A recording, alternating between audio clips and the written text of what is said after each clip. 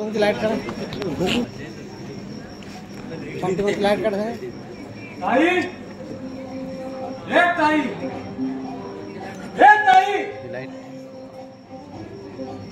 काय झालं रे रांडेच्या असा रेड्यासारखा ओरडतोयस तो कुठे आग लागली की धरण फुटलं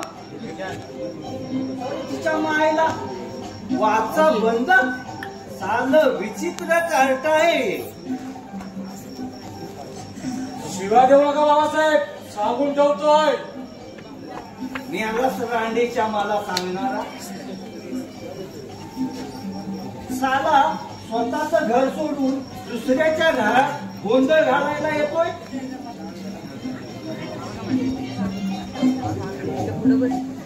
ए काय काम आहे रे तुझं तुझ्याकडं ते तुम्हाला सांगून काय उपयोग हो मागे तुम्ही मला सगळी उत्तरं चुकीची सांगितली एकही बरोबर नाही मार्क शून्य भोपला हो सगळी पोरं असली मला फिदी फिदी शिवाय त्या मास्तराने हवा तसा चोपला मला काय सांगतोस काय म्हणजे मी सांगितली सगळी उत्तर चूक काय बरोबर हो लाल किल्ला आहे दिल्लीला आणि तुम्ही सांगितलं कणकवलीला मला काय माहिती मी आपलं घेतलं लिहून आणि खाल्ला भरपूर मार हो अटकेवर झेंडा लावला चिमाजी अप्पाने आणि तुम्ही सांगितलं अटकेवर झेंडा लावला अफजल खानाने काय पण फेकताय आपलं सगळं बंडल नाही नेल्या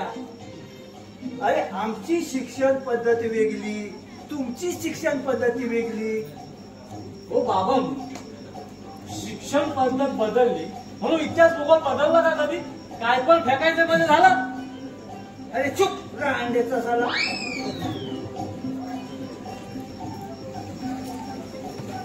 अरे माझा सुद्धा इतिहास भूगोल कच्चाच होता हे आता सांगताय मी मास्तरांचा भरपूर मार खाल्ल्यानंतर अगोदर सांगायला काय झालं होतं त्यापुढे झक मारीन आणि तुम्हाला कुठला प्रश्न सोडवायला सांगेल बरंच होईल बाबा तेवढा माझा डोक्याचा काय वाच पण काय रे ते हातात पुस्तक कसलं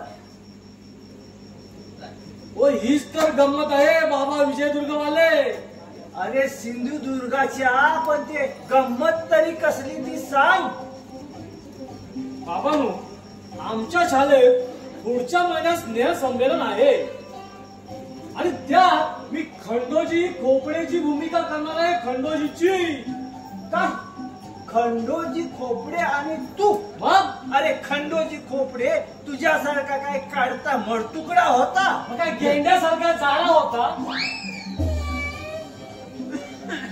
तुम्ही बघाच मला खंडोजी पाहिल्यानंतर गार होऊन बर्फ होईल तुमचा त्या बाबतीत प्रश्नच नाही पण ते पुस्तक हो तालमीसाठी आणलं होतं थोडा वेळ येसूबाई म्हणून मी स्मिता ताईला उभी करणार होतो आणि मग मी माझं भाषण बोलणार होतो बोल बघू बोल बघाच तुम्ही साहेब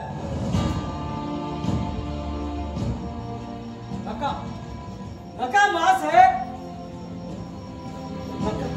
नका साहेब अश्रूंचा पूर ओतून या लेकराच्या काळजाचं पाणी करू नका मनाचा दगड करून त्या लेकराच्या पाठीशी खंबीरपणे उभ्या राहाल तर शिरक्याच्या खुनशी कट्यारीचे गाव एकट्या छातीवर जळून जाते राजांच्या सलामी खातात पंच प्राणाचं बलिदान दे पण आपल्यासारख्या राजलक्ष्मीच्या कुंकवातील सौभाग्याच्या तीरात अखंड राहतील साहेब अखंड राहतील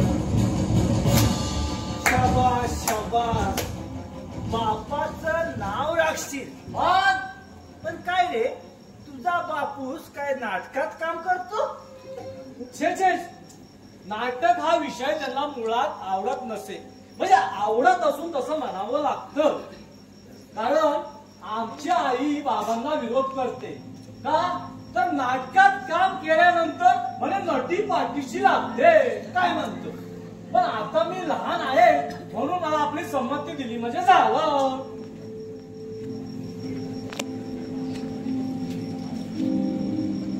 एकूण काय तुझे आईस बापू एकदम हुशार दिसतात मग ओ हुशार आईवडिलांचा मी हुशार मुलगा आहे.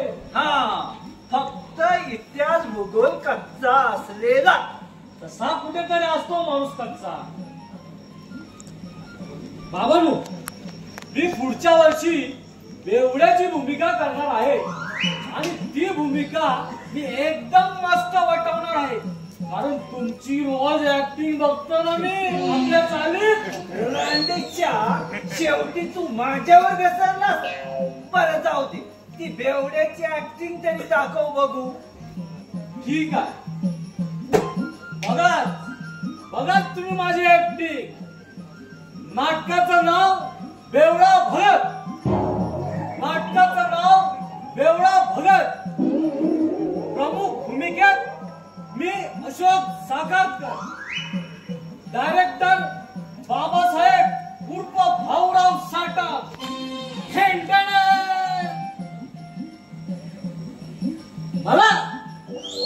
मला सारे बेवडा म्हणतात. या विजयदुर्ग भाऊरावाला बेवडा म्हणतात. या विजयदुर्ग भाऊरावाला मी पिणार. मी मरेपर्यंत पिणार.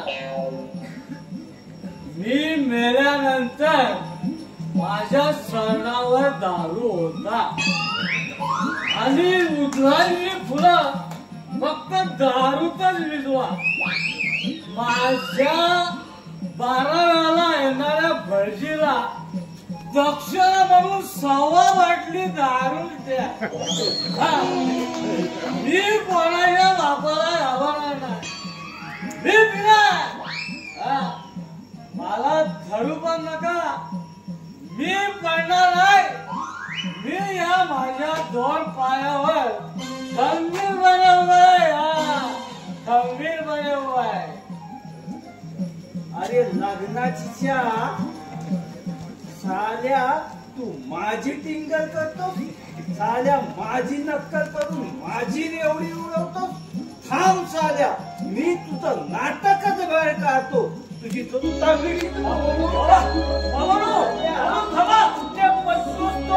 मी. बाबा, वासात वास मस्त केवड्याचा. वासात वास मस्त केवड्याचा. पण सवास नको बाबाला बेवड्याचा. कोण ऐकतो? साल्या तू मला बेवडा म्हणतो. सालं वाट काढत सालं.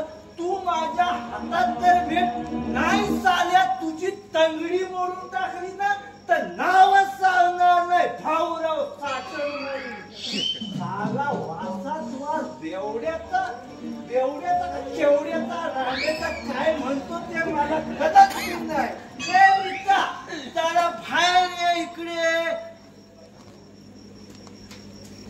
काय म्हणता बाबा? अगं तू शिशिर अजून आला नाही डॉक्टर कडून. मी जरा त्याला पाहून येतो. एवढ्यात यायला हवा होता पण तो आला नाही अजून. तुम्ही कशाला जाताय? प्रशांत असेलच त्याच्याकडून. येईलच त्या टॅक्सी. तुम्ही जा तुमच्या मंदिरा देवीच्या मंदिरात आणि दर्शन घेऊन या. लोकांना देते लोकांवर शिव्यांचा वर्षाव करत. अगं तुला माझ्या शिव्यांशिवाय काय दिसतंय? आणि दारू शिवाय काय कळतंय तुला काय? अगं बाप आहे मी तुझा. अगं बापा बरोबर तरी चांगलं बोल करा. तुम्ही चांगले वागाल तर आम्ही चांगले बोलणार ना. दारू सोडा सांगून थकले मी आणि भाऊ सुद्धा. पण तुमची दारू काही सुटत नाही. तुमची नेहमीची रडकथा चालू. तुझ्या बरोबर वाद घालण्यात काय अर्थच नाही. मी येतो. पण तो साखरकरांचा कार्टा जर इथं आला ना तर त्याला थाळ्यात उभा करू नको. साला माझ्या हाताला तर भेटू दे. साल्याची नाही तंगडी वाकडी करून ठेवली ना तर साला नावच सांगणार नाही. साला केवड्याचा वास आणि बेवड्याचा सावास काय सांग. तंगडीच मोडून ठेवतो.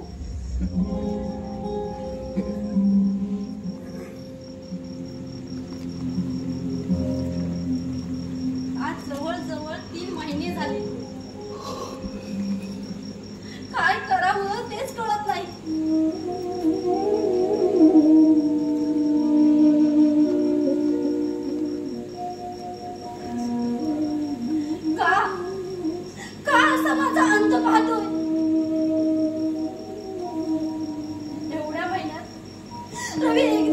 का मला भेटायला आला नाही?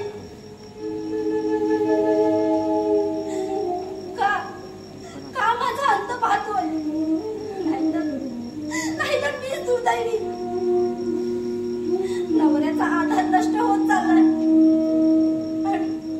आणि एकुलता एक भाऊ सुद्धा, एकुलता एक भावाचा आधार सुद्धा लंगडा झालाय.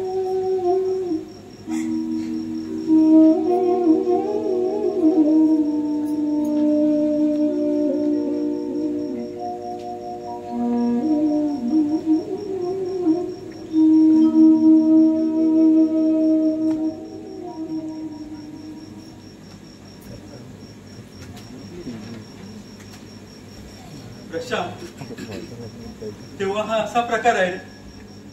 अरे जिथे मीच माझ्या जीवनात अपयशी ठरलो तिथे दुसऱ्यांबद्दल काय बोलू? कोणती आश्वासनं देऊ मी? शिवाय कोणाच्या आधारावर?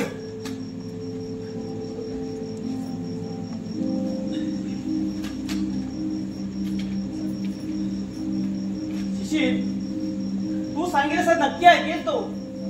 कारण काही दिवस तुझ्यासोबत तो राहत होता म्हणून म्हटलं. अरे दोस्तीची ओळख ठेवणारी माणसं फार कमी आहेत या जगात. अरे सर्वात मोठा पैसा. अरे हातात सत्ता आली ना की माणूस पूर्वीची मैत्री, नातेगुती सगळं काही विसरून जातो रे. आणि तसाही तो आता आमदार. अरे माझ्यासारख्या दुर्दैवी मित्राला तो ओळखणार सुद्धा नाही.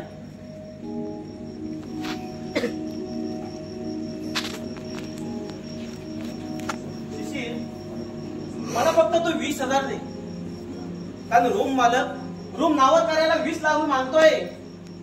शिवाय त्या स्थानिक नगरसेवक जाण्याची माझी मुली इच्छा नाही. चला स्थानिक नगरसेवक हरामखोर करू ना. त्याचं नाव जरी ऐकलं ना तरी सर्वांग सुडानं पेटून उठत. चला निवडून आला पण तो कसा नाही फक्त मलाच माहितीये. अरे त्यामुळे डोक्याला त्रास करून काय अर्थ आहे का? अरे घडणार सर्व घडून गेलं. शेवटी त्याने एक चक्रव्यूह रचून तो नगरसेवक झालाच ना. खरंय.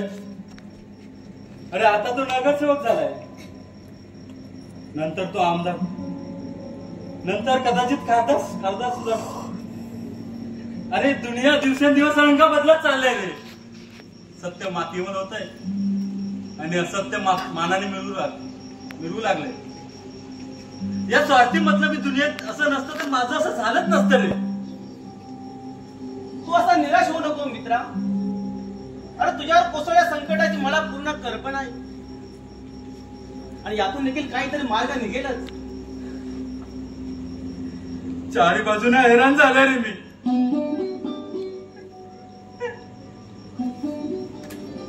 लंगडा झालो, नोकरीला पण मुकलो. अरे बाबांचं व्यसन सुटण्यासाठी खूप प्रयत्न केले पण तिथेही मी अपयशी ठरलो. ते वाढतच चाललंय रे त्यांचं. अरे स्मिता माझी एकुलती एक बहीण. तर तिच्यासाठी मी काही करू शकलो नाही रे. रडत चढत पडलेल्या 4 भिंतीच्या केविलवाने नजरेने पाहायचं दुर्भाग्य लाभलंय मला. केविलवाने नजरेने पाहायचं दुर्भाग्य लाभलंय. असा निराश होऊ नको मित्रा. अरे तुझ्यावर कोसळलेल्या संकटाची पूर्ण कल्पना आहे मला. असा धीर सोडू नकोस. अरे यातून देखील काही मार्ग निघेलच. अगदी तुझ्या मनासारखं होईल. समजूत काढण्याचा प्रयत्न चाललाय रे तुझा. अरे पण तू समजूत काढशील पण मनाला जळत असते या आगीला कोण विचवणार? कोण विचवणार? अरे कसला दुर्दैव नसीब घेऊन जन्माला आलोय रे मी.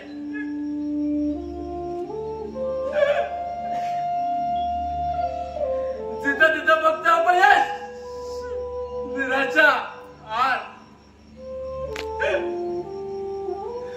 चूक समाधान नाहीच का रे माझ्या नशिबी? नाहीच का रे? असं कसं म्हणतोस रे यार? अरे सुखाबरोबर प्रत्येकाला दुःख येतच. हो पण माझ्या वाट्याला आलंय फक्त दुःख. माझ्या वाट्याला आलंय फक्त सुख शांतीने पळ काढलाय आणि दुःख सोबत करतोय. शेवटी प्रकाश माझा चोखते दे, अंधार माझा चित्र. गणित काही चुकणार नाही रे, गणित काही चुकणार नाही. तू असं निराशेचे नेहमी बोलतोस ना, म्हणून मी इथे रोज येण्यात राहतो. अरे तू होतास कसा आणि काय अवतार करून घेतला आहेस आता. दुसऱ्यांना नेहमी धीर देणारा धैर्याचा धीरुमणी असा निराश झाला तर आम्ही कोणाकडे पाहायचं. अरे दुःख पुन्हा येत नाही का. हो, अरे अपयश येत रे, पण एवढं साफ जमीनदस्त होईल. जाऊ दे. अरे मीच माझी रडकथा घालतोय. अरे विनाकारण तुला तरी मनस्ताप कशाला देऊ रे.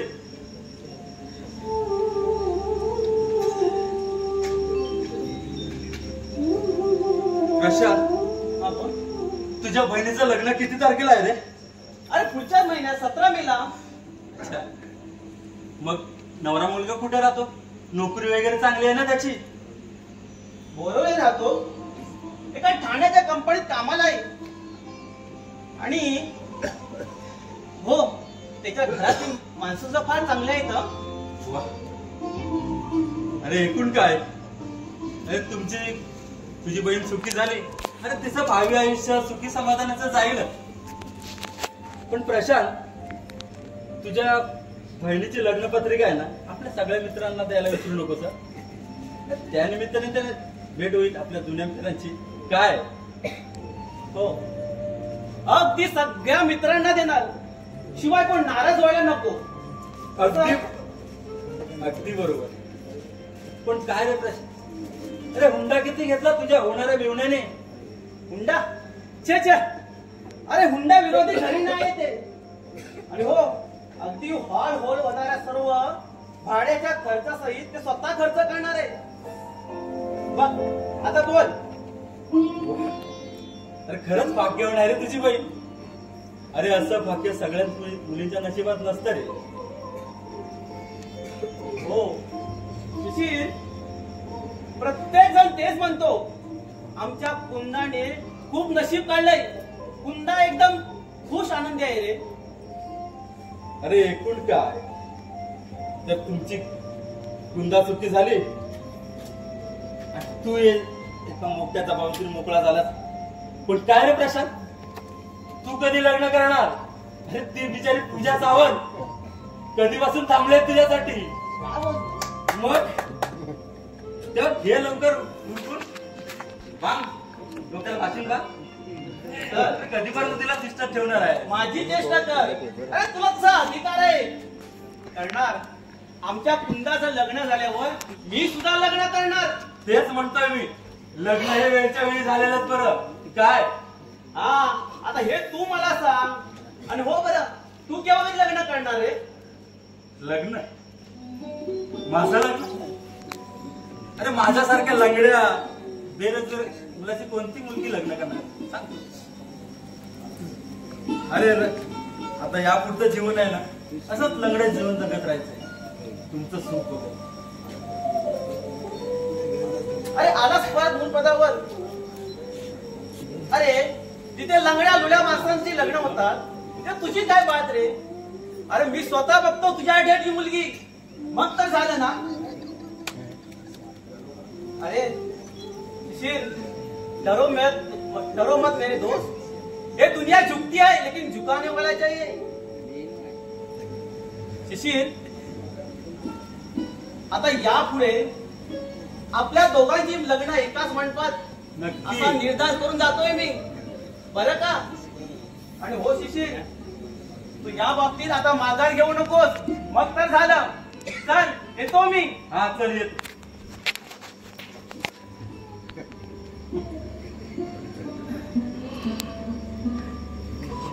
लग्न, माझं लग्न.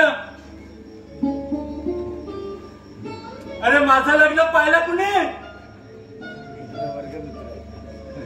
माझ्या दैवात झालेलं कुणी सौभाग्य तुझ्या लल्लाटे म्हणण्याचं भाग्य आहे. हेच कर एका कुलांगाराने केली की आणि मलाही झाले जन्मटे, मलाही झाले जन्मटे. जन्मावर लंगडा म्हणून जगण्याची शिक्षा. मी फसलो तशी माझी स्मिता सुद्धा. तो काळसर पौंडपणा उभारून मध्ये पुढे आला ना हिरवा चुडा लिहून आनंदाने सासरी जाणाऱ्या माझ्या स्मिताला अपयशकून झाला.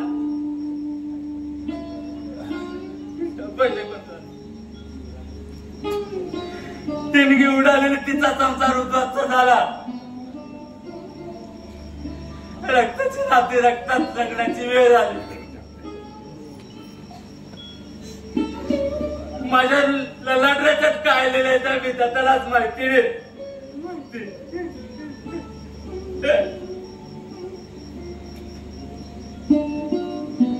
हृदयावर झालेली जखम आता बरी कशी होणार? बरी कशी? तुफान म्हणतात या दैवाच्या खेळाला. दैवाचा खेळ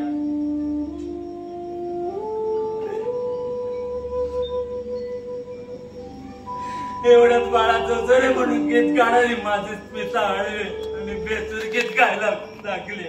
का होत याच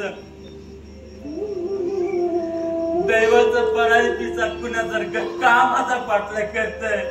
का पुन्हा पुष्पाकडे धावणार मी? काशी रानफुलं वेचतोय. मृत्यू माझा मित्र, मृत्यू माझा मित्र म्हणून मृत्यूला मिठी मारून होऊ का या जगाचा अखेरचा यात्रिक? अखेरचा यात्रिक, अखेरचा यात्रिक. कधी कधी वाटतं चुडानं पेटून उठावं आणि करावं त्या गुरुबरोबर अखेरचा राडा, अखेरचा राडा. पण नाही माझ्यासारख्या सुसंस्कृत मनाला काही बोलायलाच नको. दारूने त्यांच्या भोवती विषारी विका घातली आणि ते झाले चापीत, ते झाले चापीत. आणि मी या घातचा आनंद. पण मी तरी काय करू? पण मी तरी काय करू? कसं पाहूया उघड्या डोळ्याने होणाऱ्या संसाराची दुर्दशा?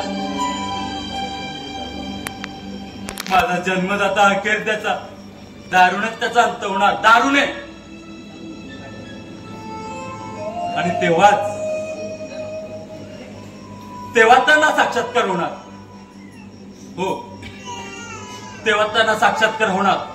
पण तोपर्यंत सगळं संपलेलं असेल ना? सगळं संपलेलं असेल, सगळं संपलेलं.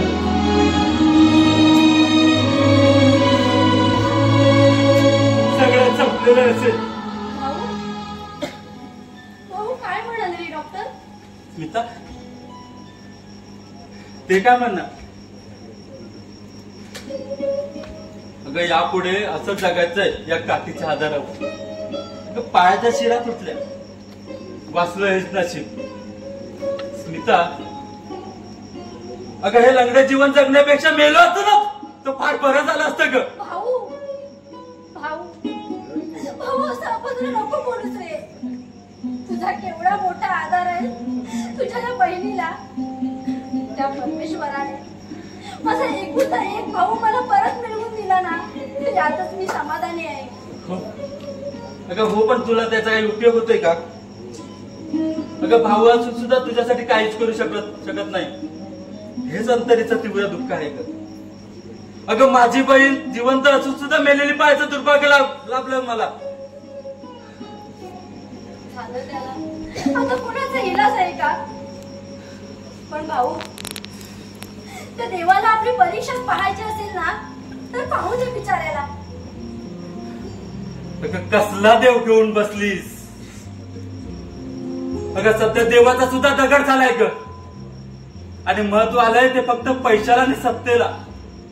अगं ह्या दोन्ही शक्तींपुढे देवाने सुद्धा माघार घेतली असंच याची खात्री झाली मला. अगं तसं नसतं तर माझं असं झालंच नसतं ग. जाऊ दे. अगं तोच विचार करून रडत बसणं तरी काय अर्थ आहे. स्मिता, आपले बाबासाहेब कुठे गेले? ते बाहेर गेले. तुला पाहून येतो म्हणाले. अगं मी टॅक्सीने आलो. अगं ते कदाचित त्यांच्या दवाखान्यात गेले असतील, त्यांचं औषध घ्यायला. अगं त्यांनी तर पुरतं हैराण केलंय आपल्याला.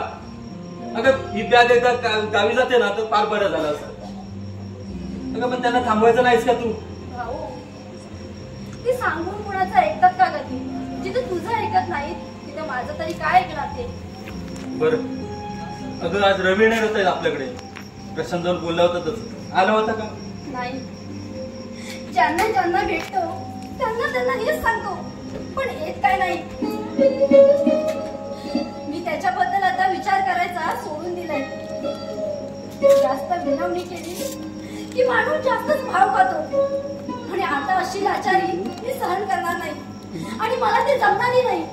जातील तेवढे दिवस तुझ्या सानिध्यात घालवेन, मग पुढचं पुढे. स्मिता, आता तुझं आयुष्यात रवी सोबतच घालवायचंय. भाऊ, तुला शेवटचं सांगते, तुला जर मी चढत झाली असेल ना तर तसं स्पष्ट सांग मला.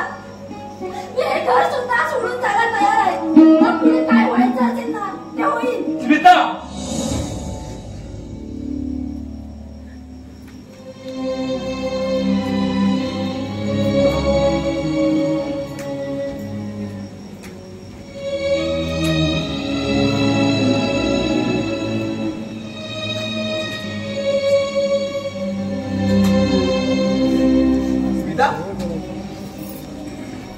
शिशिर कुठे गेले? दादा ये ना, बस तरी. भाऊ बेडरूम मध्ये.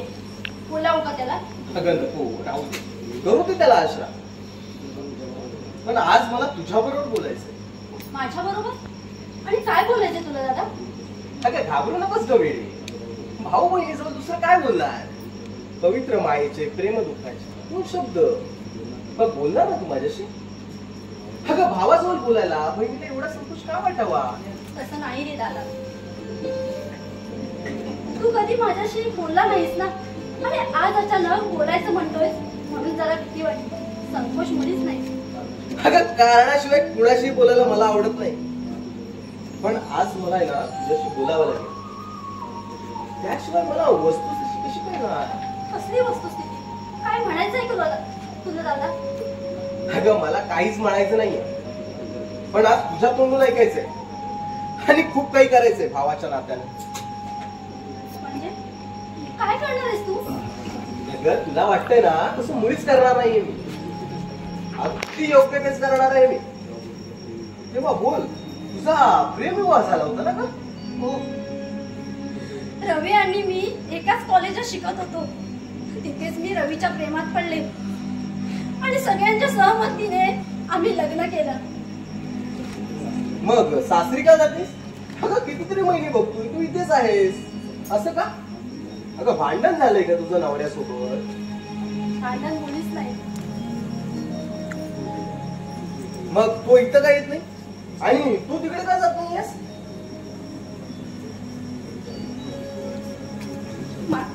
माझी सासू मला घरातच घेत नाही. का? अगं का घरात घेत नाहीये?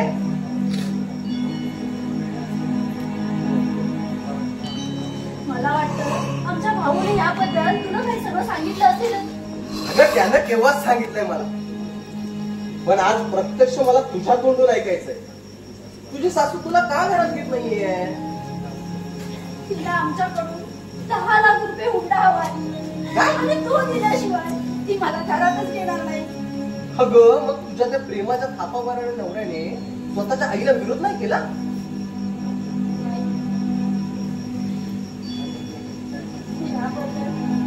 याबद्दल दादा आता मी तुला काय स्मिता, काय चाललंय इथे? कोण आहे हा? हा स्मिता, अगं हे सगळं कोण? हे रवी देशमुख, माझे पती. अच्छा, अगं म्हणजे हात तर तुझा भेड आणि भेकड नवरा. तोंड सांभाळून बोला. तू सुद्धा आवाज चढवू नकोस हा. तर एका थापाडीवर आडवा करेल तुला.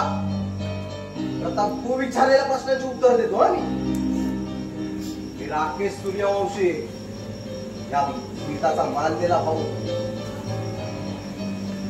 आता मी विचारलेल्या प्रश्नाची उत्तर हवे का, नाहीतर जबरदस्तीने घ्यावी लागतील मला? कसली उत्तर? आणि तुझा माझा काय संबंध आहे? अरे माझ्या बहिणीशी तुझं लग्न झालंय, मग तुझा माझा संबंध आला नाही का? काय विचारायचं तुला? लवकर विचार, मला इथं जास्त थांबायला वेळ नाही. मी सांगेपर्यंत ना तस थांबावं लागेल ना तुला. उलटी उत्तर देऊन माझं डोकं सटकवू नकोस. मी कामातून गेलेला माणूस आहे, हे नाव ऐकूनच कळलं असेल तुला. त्याला वेळ आहे ना इथंच आरपार करेल. भारतात नाही माझी बहीण विधवा झाली तरी. नाहीतर अशी रडतेच आहे तुझ्या नावानं. तू मेल्यावरही रडेल, फारसा फरक नाही पडणार. मला धमकी देऊ नकोस. अरे साला धमकीच काय, जोड्यानं मारला पाहिजे तुला. भाऊ, अगं स्मिता, तुझ्या समोर नाही मारणार याला, नाहीतर तुझ्या आणि माझ्या जोड्यांचाच अपमान होईल. जोड्याला रागाचा इस्का दाखवतो आणि देतो सोडून. बोल बोल रवी देशमुख. दादा, स्मिता बरोबर प्रेम केलास ना? हो, नाही कोण म्हणताय? मग तिला सासरी का घेऊन जातायस? आईने विरोध केलाय म्हणून. तुझ्या आईला हुंडा हवाय, 10 लाख रुपये. आणि स्मिताला स्मिताची परिस्थिती नाही द्यायची. आणि आईला विरोध करण्याची तुझी हिंमत नाही, म्हणून असा नंदी बैल होऊन आई समोर नतमस्तक झालायस. अरे आईसारखं दैवत आहे ना मी चालू, पण अन्यायाविरुद्ध बंड करणं हे माझं ध्येय आहे. खरं तुझ्या आई अन्याय करते स्मितावर, तरी तू शंडासारखा थंड बसलास आई समोर. अरे तू तुझ्या जिंदगीवर, अरे प्रेमाचा फसव्यात आपल्याला का दिलास मग स्मिताला? अरे का फसवलायस तिला? देवता, तुझ्या प्रश्नाचं उत्तर नाही माझ्याकडे. अरे ते केव्हाच लक्षात आलंय माझ्या तुझ्याकडे या प्रश्नाचं उत्तर नाही म्हणून. मग काय ठरवलंस यापुढे? तेच सांगण्यासाठी इथं आलोय मी. काय सांगायचं तुला? आणि कसला निर्णय घेतलायस? स्मिता बरोबर घटस्फोट. एकाच साला, अरे तुझ्यासारखा फेकड माणूस आहे ना आयुष्यात पाहिला नाही रे मी. काय झालं काका? काय झालं? काही नाही रे साला, हा तुझा आणि माझाही मेवणा. अरे पुन्हा मिळाला नाही म्हणून घटस्फोट नेला ना काय स्मिता बरोबर. काय घटस्फोट? नवे सत्य आहे? अरे तो काय बोलणार आता? स्मिता, अगं आता तुझा विचार काय? तू कोणता निर्णय घेतलायस? आता मी काय बोलणार दादा, मला काहीच सुचत नाही. अगं रडू नकोस का वेडे. तुझे कृष्णासारखे 2 भाऊ असताना तू अशी रडते?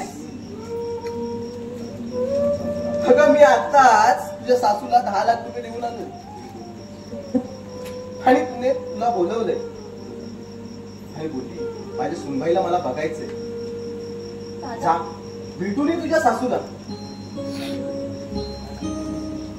काय म्हणाली सासू? रागवली तर नाही ना तुझ्यावर? तुझा अपमान तर नाही ना केला त्यांनी? अगं काही सुद्धा बोलली नाही, कारण बोलायला मी दिलंच नाही. 5 मिनिटं थांबलो आणि निघून आलो. अरे पण स्मिताची सासू एवढी थंड कशी पडली? तू तिला धमकी वगैरे दिली नाहीस ना? अरे बाई माणसाला धमकी देणारी नादान पैदास माझी नाही. धमकी द्यायला ना समोरचा पण तितकाच ताकदीचा असावा लागतो. अरे गोड गरीबांना धमकी देणाऱ्या दादाला आहे ना साला फालतू दादा समजतात. अगं स्मिता जा, तुझी सासू आहे ना एकदम थंड झाली. हो रवी देशमुख, घेऊन जा तुमच्या पत्नीला आणि भेटून या तुमच्या आईला.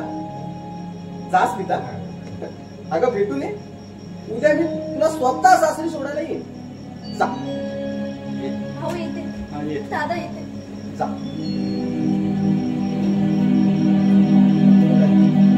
काका, अरे स्मिताची सासू एवढी थंड कशी पडली? अरे हा नक्की काय प्रकार आहे? अरे मला सांगणार आहेस काय? तुला नाही सांगणार, कुणाला सांगणार रे? अरे मी आता 10 लाख रुपये देऊन स्मिताच्या सासूला आलो आणि तिला बोललो मला शिशिरने पाठवले आणि हे घ्या उंड्याचे 10 लाख रुपये. आणि हे ऐकून तिने माझं स्वागतच केलं आणि म्हणाली आताच भेटायचं मला माझ्या सुनबाईला. आणि तोच निरोप घेऊन मी इथं आलो. अरे पण मी तुला एक पैसा सुद्धा दिला नाही, मग तू एवढे पैसे आणलेस कुठून? अरे रूम विकली. काय? तू रूम विकलीस का? का? कशासाठी? अरे तुझ्या माझ्या दोस्तीसाठी, माझा जीव वाचवणाऱ्या माझ्या शिशीरसाठी, तू केलेल्या माझ्या त्यागासाठी. आणि माझी बहीण सुखी सासरी नांदावी म्हणून.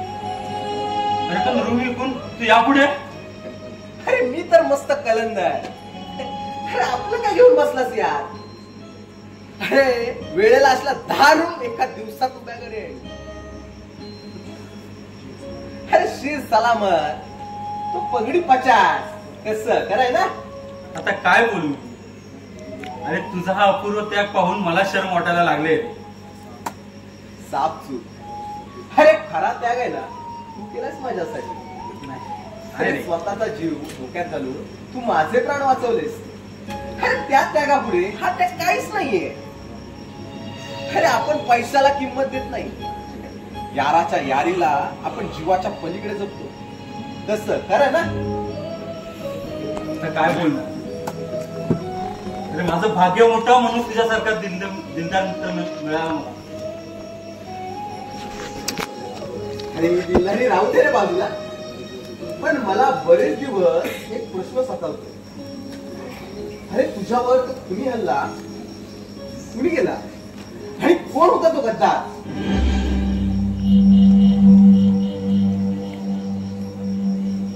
बरेच दिवस विचारत होतो, पण तू सांगायचं टाळत होतास. पण आज तुला शपथ आहे माझी. सांग सांग, कोण होता तो गद्दार? काका, आज तू मला शपथ घातलीस. तुझी शपथ तरी कशी मोडू रे मी? सांगतो, पण हे ऐकून तू चिडायचं नाही सर? कबूल? कबूल. अरे त्या दिवशी आहे ना, मी स्मिताच्या सासूला समजवण्यासाठी घराच्या बाहेर पडलो. अरे नाक्यावरून पुढे जातो, तोच उमेश आणि त्याचे 2 साथीदार माझ्या लोकांनी धावत आहे. अरे उमेश हातात तलवार होती. अरे त्याने इतक्या जलद गतीने माझ्या अंगावर चाल केली की मी गोंधळून गेलो. त्याने माझ्या पोटावर वार करण्याचा प्रयत्न केला, पण माझं नशीब चांगलं म्हणून तो चुकून माझ्या पायावर लागला. मी चिंचावून खाली पडलो. शुद्धीत आलं तेव्हा समजलं की जीवावरचं पायावर निभावले म्हणून. अच्छा, म्हणजे असं आहे तर शेवटी त्या पूर्णच हे कारस्थान केलं ना. पैशाच्या ताकदीवर सुटलेच झाले. तू निकामी झालायस. आणि तो हरामखोर निवडून आलाय काय? ठीक आहे शिशीर, येतो मी. पण तुला शब्द दिलाय ना, म्हणून मी स्वतःहून त्याच्या वाटेला जाणार नाही. पण जर माझ्या वाटेला गेलं ना, तर मी मात्र सोडणार नाहीये त्यांना. आता चाललास कुठे? अरे काम आहे रे, एवढं करून येतो. रात्री येतो ना जेवायला, आणि उद्या स्मिताला पण सासरी सोडायचंय ना. आपण तिची खानादाराला उठी मारायला सांगू आपल्या अशोकच्या आईला. चल येतो मी.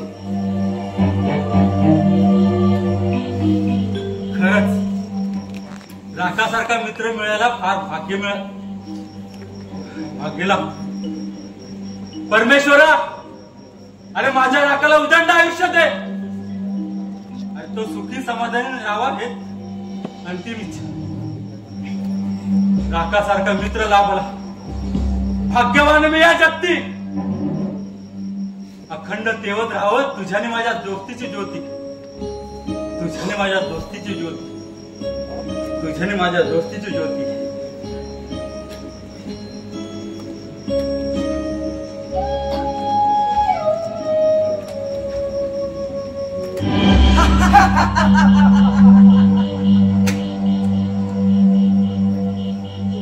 कोण तू? अरे कशाला आला तिथं? आलो तुला भेटायला, तुझी चौकशी करायला. म्हटलं होणारा नगरसेवक झाला नाहीस, खूप वाईट वाटलं. निदान चौकशी करणं आपलं कर्तव्य समजून आलो. मग काय म्हणतोय काय तुझा पाय? तुला कसा दिसतोय? अगदी तसाच. ऐकलं? चल या आता. चला बाग बाग. चला सुंब झाला तरी बी अजून काय माही गुरु. अगदी बरोबर. अरे सिंह कधीच गवत खात नसतो आणि तुमच्यासारख्या कुत्र्यांजवळ कधीच हात पसरणार नाही. ऐक ऐक गुरु ऐक. एक साल्याला निकामी करून टाकलाय तरी मस्ती अजून साल्याची गेलेली दिसत नाही. शिशिर, कुणाला काय याचा आता नीट विचार कर, नाहीतर दुसरी तांगडी सुद्धा मोडली जाईल तुझी. अरे हा, तू माझा पाय निकामी केलास, माझी नोकरी सुद्धा तू घालवलीस. असेल, अगदी तसाही असेल, पण याला पुरावा नाही, साक्षीदारही नाही.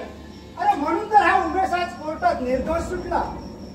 अरे मला पकडला तेव्हा काय उडत होता साला. अरे पण जसा कोर्टाचा निकाल लागला ना तर साला एवढंच आंबटतोड करून घरी आला. अरे या गुरु बरोबर टक्कर देणं वाटतं तितकं सोपं नाही. हमसे जो टकराएगा वो मिट्टी में मिल जाएगा. आता बघ कसा गप्प झालाय तो. गुरु विचारेला याला सगळी माहिती असेल. शिशिर, तो राखा इथं येतो, त्याला इथं यायची बंदी कर. दुश्मन आहे तो आमचा. अरे राखा तुमचा दुश्मन असेल, पण माझा मित्र आहे तो मित्र, आणि तो माझ्याकडे येणारच. मी कशाला त्याला बंदी करू? जादा हुशारी करू नकोस. अरे भडव्यात वेळेला तुला सुद्धा ठार मारून टाकेल. अरे कोंबड्या कुत्र्याला मारणं इतकं सोपं नाही ते. हो हो शिशिर हो. आता मी काय सांगतो ते मुकाट्याने ऐक आणि गुपचूप त्याप्रमाणे वाग, नाहीतर इथं राहणं सुद्धा कठीण होऊन जाईल तुला. असंच करूया गुरु. या बिल्डिंगच्या मालकाला सांगू नये ना चला हीच घाण पहिली बाहेर काढून टाकू आणि मग आपोआप याच्या सोबत रागाची पिढा सुद्धा इथून नाहीशी होईल आणि साला आपला मार्ग मोकळा होईल. शिशिर, तो राखा त्या दिवशी आमच्या अड्ड्यावर आला होता.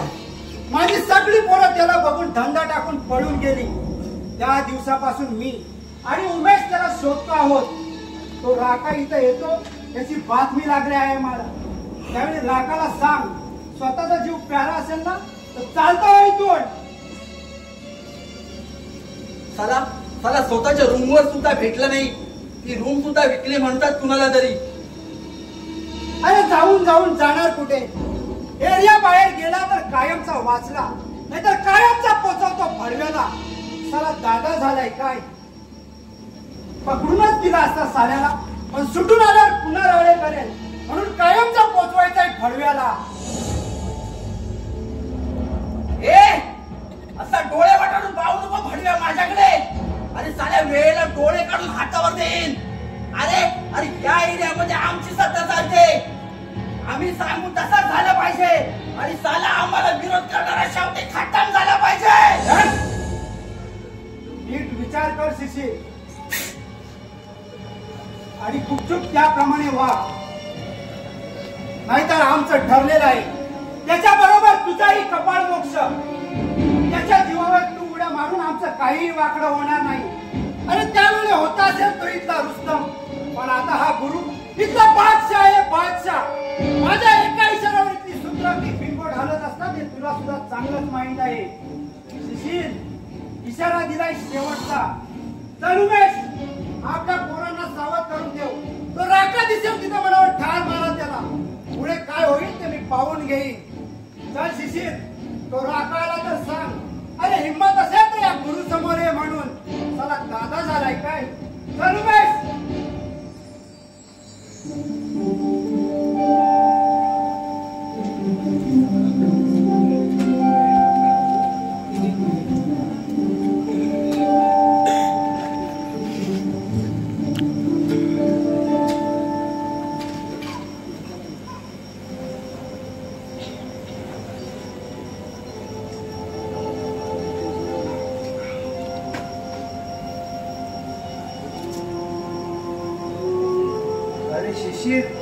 सगळा गोंधळ झाला रे बाबा. मला तर काही सुचत नाही. रात्री झोप सुद्धा येईल असं वाटत नाही. का झोप काय येत नाही तुम्हाला? आणि आज एवढे कोरे करतायत कसे? देवळात केलं नाही? अरे सांगतो काय, सगळा गोंधळ झाला. अरे सगळ्या दारूच्या अड्ड्यावर मला दारू पिण्याची बंदी. अरे कुणीच दारू देत नाही मला. अरे पैसे देऊन सुद्धा. अरे आपल्या विभागात आहे, पण सगळीकडे मला नो एंट्री. नक्की कारण तरी काय? अरे याला कारण तुझा तो दोस्त राका. राकाने काय केलं तुमचं? सगळा सत्यानाश केला. दुसरं काय? अरे सगळ्या दारूच्या अड्ड्यावर जाऊन धमकी दिली. अरे माझे वर्ण कपडे सगळ्या खानाखुना सांगून ठेवले. अरे त्यांना धमकी दिली, पुन्हा जर दारू दिली तर तुमचे धडके मस्त करून टाकीन. अरे कुठलाही धंदेवाला मला दारू द्यायची बंदी करतोय, कोणी उभा करत नाही. अरे जो तो हात जोड़तो आणि म्हणतो ये राका के पप्पा आप क्या से जाना, नहीं तो हमारा खोपड़ा साफ करके हमारा धंधा बंद कर देगा. मग काय करणार? आलो चुक्या तोंडाने सगळी बोची केली त्या राकाने. शिशिर, शिशिर, शिशिर घात झाला. शिशिर, शिशिर घात झाला. गुरुच्या गॅंगने आपला राकाला घेरले. अरे का सांगतोस काय? हो, राकाच्या हातात सुद्धा तलवार आहे. कदाचित राकाची माणसं त्याला. काय काय सांगतो लवकर. राका कुणाचा नाही. राका, हे राका, राका, राका, राका, हे काय केलं? राका, राका, हे राका, राका, राका, राका, राका, राका. साल्याने सगळ्या बाजूने घेरलं रे मला.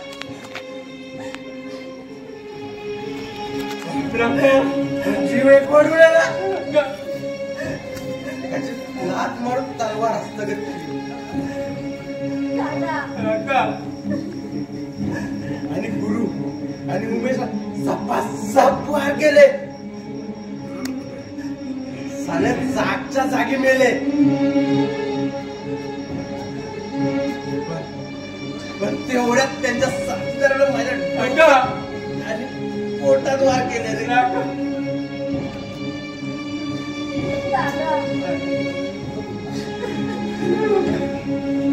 शिशीर,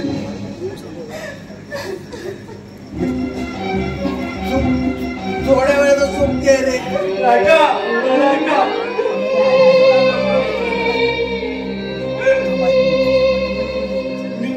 मी जातोय. नाही, पण तुझ्या दुश्मनांना संपूर्ण या जगाचा निरोप येतोय रे. राका,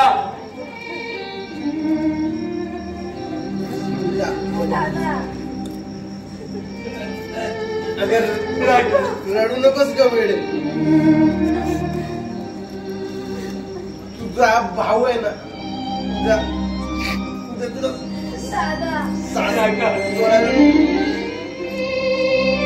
कसेल का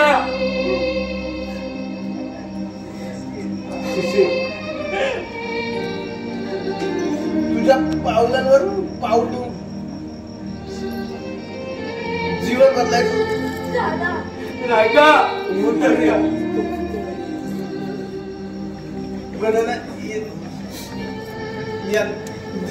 देवाच्या मनाला काहीतरी वेगळंच आहे.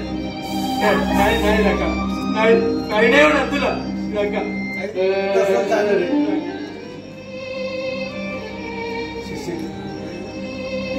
तुझ्या बाबतीत आहे ना काय चुकीचा वागू असं नाही तू चुकीचा नाही वागलात रे. तर मला दादा